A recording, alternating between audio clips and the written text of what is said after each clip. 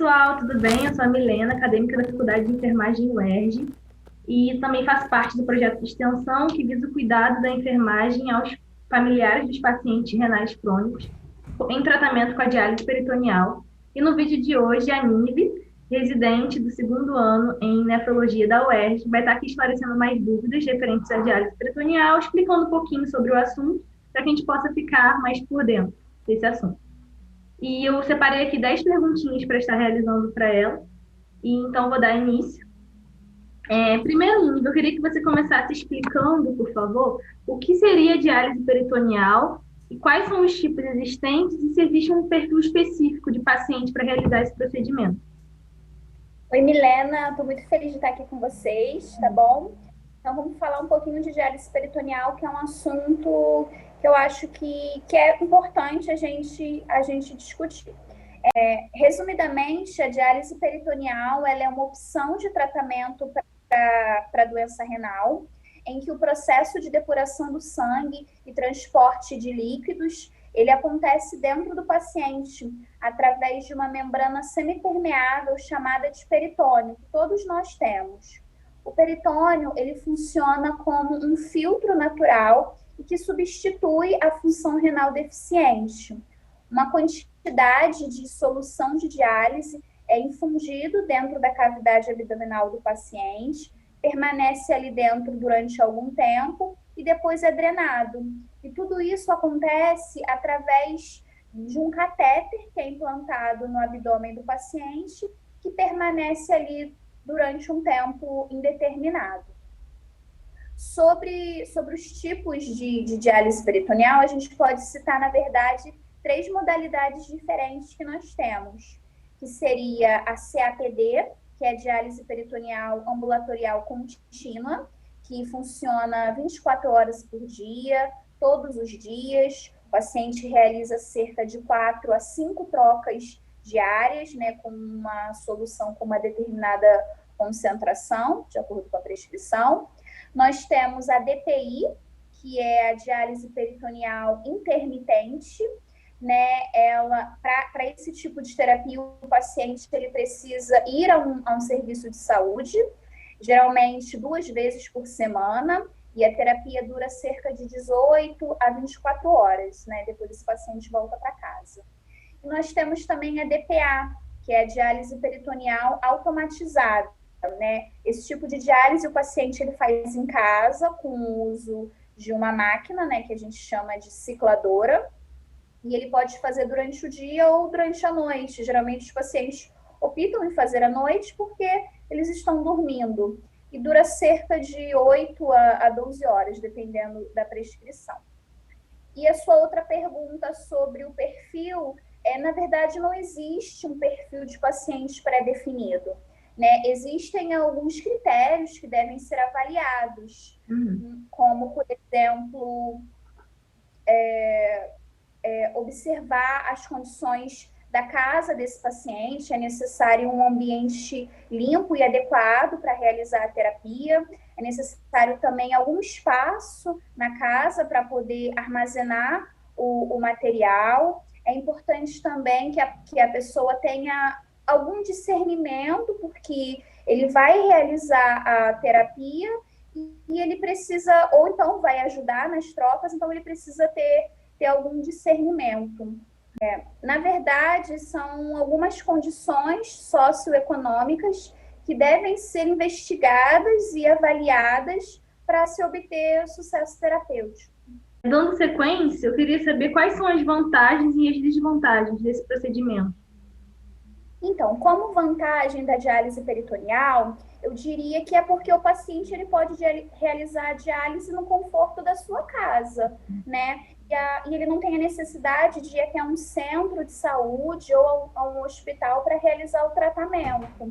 E a diálise peritoneal, ela é uma diálise mais linear. Então, os riscos de complicações ou de intercorrências durante a terapia, eles são muito menos frequentes, muito menos comuns quando a gente compara com o tratamento de hemodiálise.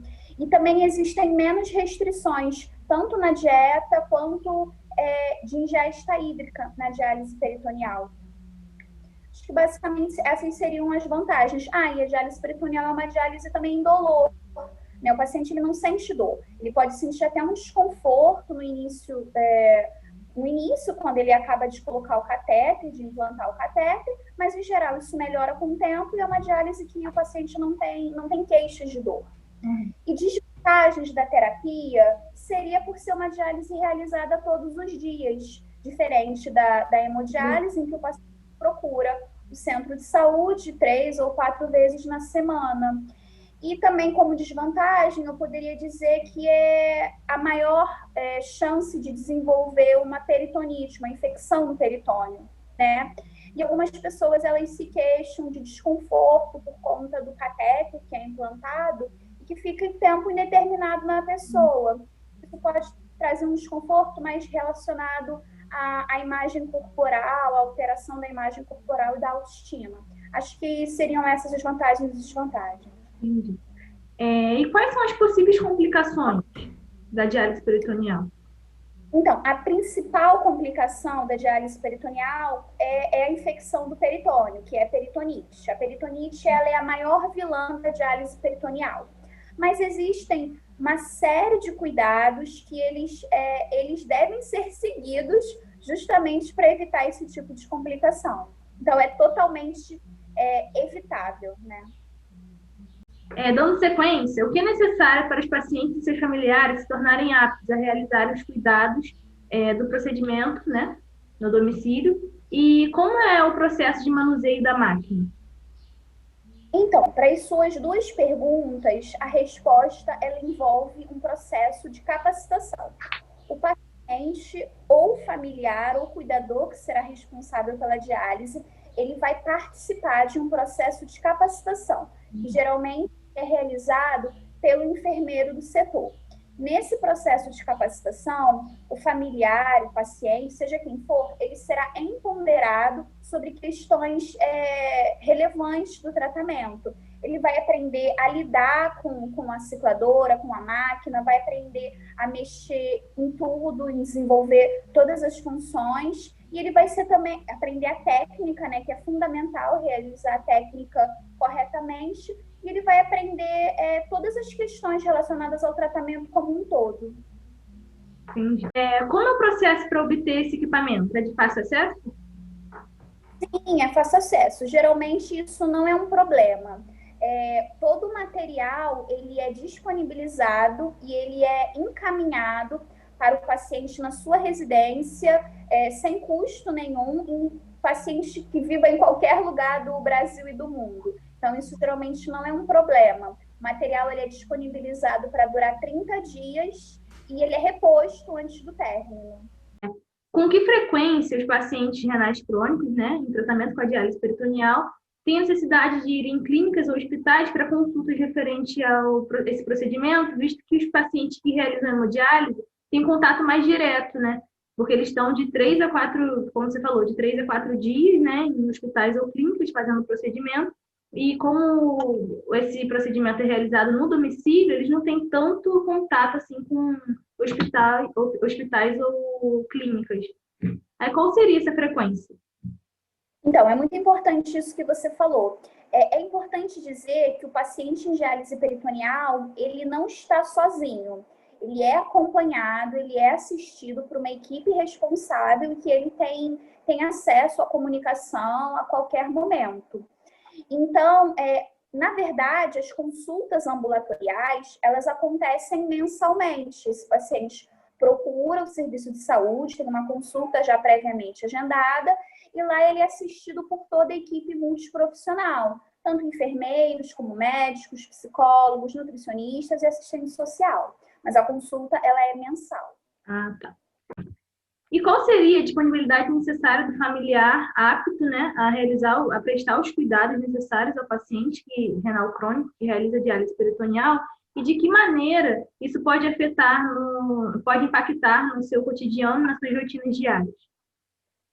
Então, Milena, se por algum motivo existe a impossibilidade do próprio paciente realizar a terapia, né, se por algum motivo ele não pode realizar a terapia, algum familiar ou cuidador vai se tornar o responsável por isso, vai ter que ser designado para essa função.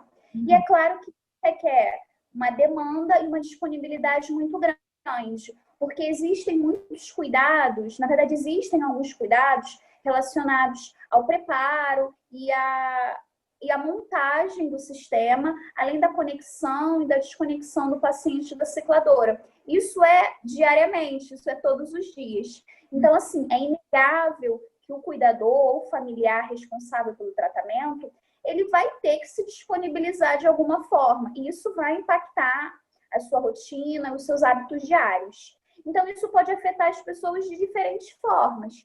Por isso, é fundamental que o familiar ou que o cuidador, de forma geral, ele também seja assistido pela equipe, ele possa ser ouvido, né? Ele tenha voz, porque ele não está doente e ele também não deve ficar doente por conta disso. Entendi. E a locomoção do equipamento é possível? O paciente ele pode realizar viagens? Sim, é possível, é muito possível. Tudo planejado é possível. Tanto a cicladora quanto o material para diálise, eles podem ser transportados sem problema. O importante é que esse paciente ele se prepare, né, com antecedência, saiba para onde vai, quanto tempo vai ficar para levar a quantidade de material necessário e que ele mantenha os mesmos cuidados que ele tem em casa, onde ele estiver. Entendi. E a clínica ou o hospital disponibiliza algum acompanhamento psicológico para os familiares ou pacientes? Sim, é disponibilizado acompanhamento psicológico, ou pelo menos deveria ser em todos os locais, em todos os centros, em todos os serviços. Até porque o serviço de psicologia, ele é uma base para sucesso terapêutico e para melhorar a qualidade de vida do paciente em diálise. E agora, para encerrar, uma pergunta que eu achei bem interessante, que como proceder em caso de intercorrência? O que o paciente deve fazer?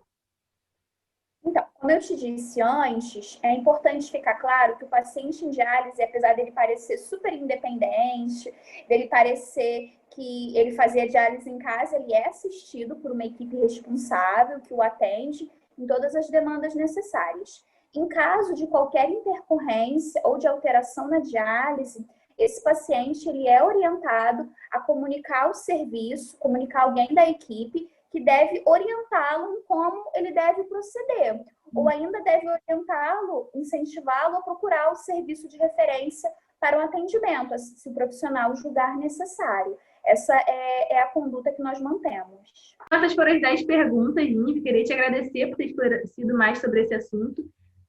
E se caso você que esteja assistindo esse vídeo tem alguma outra dúvida que não foi citada, você pode deixar nos comentários, que a gente vai tentar responder da melhor forma possível e o mais breve. E é isso, queria te agradecer. Muito obrigada, Nive, por essa participação.